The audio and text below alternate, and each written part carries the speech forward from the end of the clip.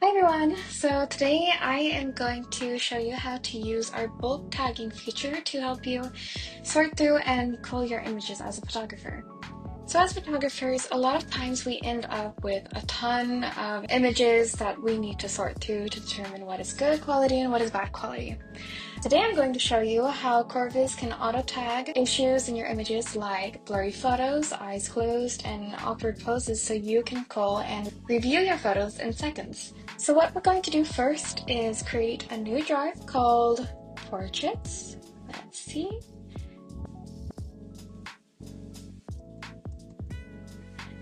Portraits. Culling. Going to choose a flower icon and create the collection. Now what we're going to do first is go over to workflows. Going to go down directly to the tagging area. So the first tag we're going to make is the good quality tag. So we know which images are good to go. So we'll just name this good, and we're going to add some clarification to this.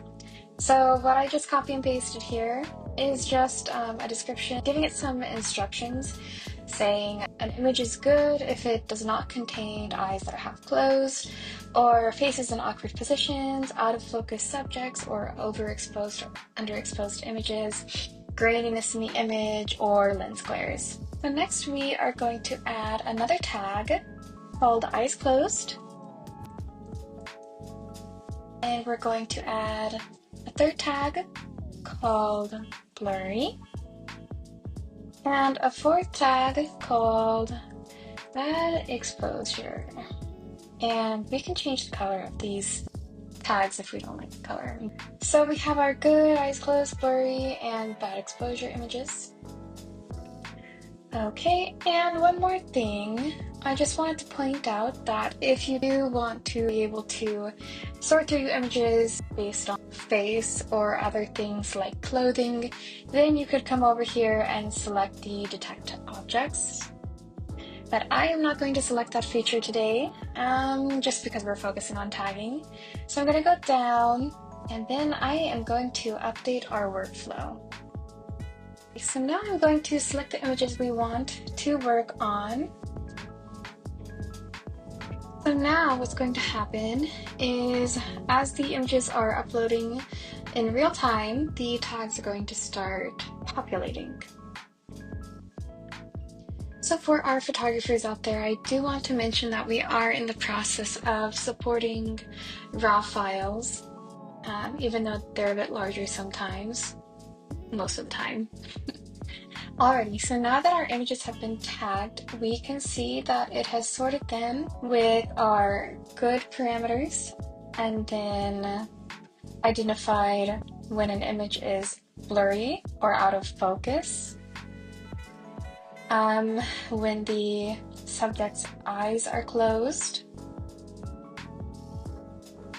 And so now we can curate those images by going over to our tags, and we can select the good photos, review them, make sure that they're actually good quality, that nobody's eyes are closed, the exposure is good, looks like it is, and we can also make sure that we're not missing anything. So let's just check our blurry images, make sure that they actually are all blurry or out of focus, and it looks like it's correct. We can check our bad exposure images, and all of these are underexposed, so that's correct. And then we can go over to our eyes closed tag and make sure that it caught those correctly, and it looks like it did. Clear. So now what we can do is go over to our good photos, and we can select all of them to download. And now once we have selected them all, we can download them, or we can put them in a separate folder.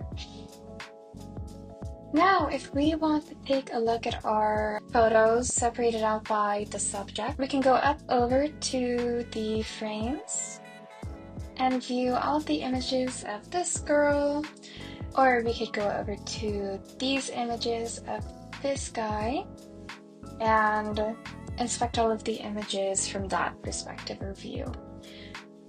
I also want to point out that we can change the layout so we can see the image in its totality, and we can also view it in list view for our photographers who want to be able to organize based on a list, or inspect the metadata, see when it was taken. Okay, and so once you are satisfied with the culling process and you have your good images, you can then use our bulk editing feature, which I will go over in our next video, to edit the images in bulk. Say you want to turn them black and white, or you are in the fashion industry and you have a pair of sunglasses that you want to place on all of your models. You can do that as well using AI. So that'll be in my next video. Thank you all for taking the time to watch this video.